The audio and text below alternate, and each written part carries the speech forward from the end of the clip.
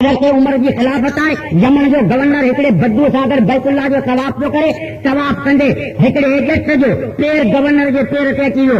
Governor साहब कावड़जी पियो कन मां जॾहिं हिनखे चमाट आई।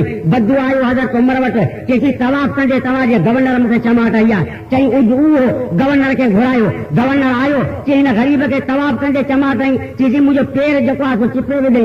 इहो अंधो थियो आहे। असांजो हुनखे कंहिं क़िस्म जो सम्झण इज़त ऐं मक़ाम जेको आहे सो मालूम कंहिं क़िस्म जो कोन्हे। हज़रत उमर फरमायो त बैतुल्ला ख़ुदा जो घर आहे।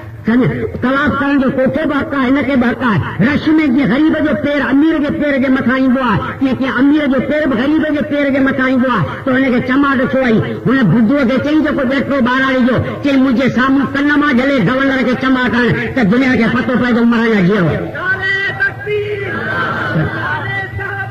अदला इंसाफ़ मथे ते लाइ छा करणु चओ हेठि करण थो अची वञे। तॾहिं बि इहा ॻाल्हि जेका आहे छा कंहिं क़िस्म जी कान हुई। सम्झ इस्लाम इहो हूंदो आहे त अल्लाह जल जलालहू पंहिंजे रसूल खे हिनजे करे मोकिलियो ताकि ग़रीब जो मक़ाम जेको आहे सो बुलंद थिए।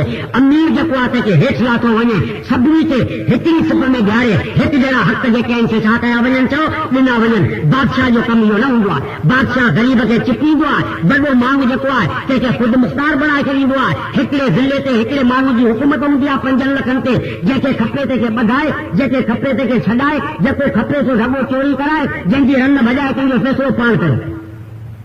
इन आया पण हे जेके बि असांजे ज़िले जा ऑफिसर हूंदा आहिनि से पब्लिक जा के ग़ुलाम कंहिं क़िस्म जा कोन हूंदा आहिनि। इहे हिकिड़े वॾेरे जे पुटनि पे कमु कंदा आहिनि। बसि ॿियो हुननि जो को बि कमु करे आया पण जीअं हू चवे खून थियो पियो आहे। मजाल आहे जो वॾेरे खां सवाइ हुनजो को फरियाद दाख़िल करण जे लाइ तयारु हुजे। वॾेरे जो माण्हू खूनी आहे, ॿार नथो पियो आहे, ग़रीब ॿे ॾोही आहे पर अंदरि पियो आहे। को पुछण वारो कंहिं क़िस्म जो मौजूदु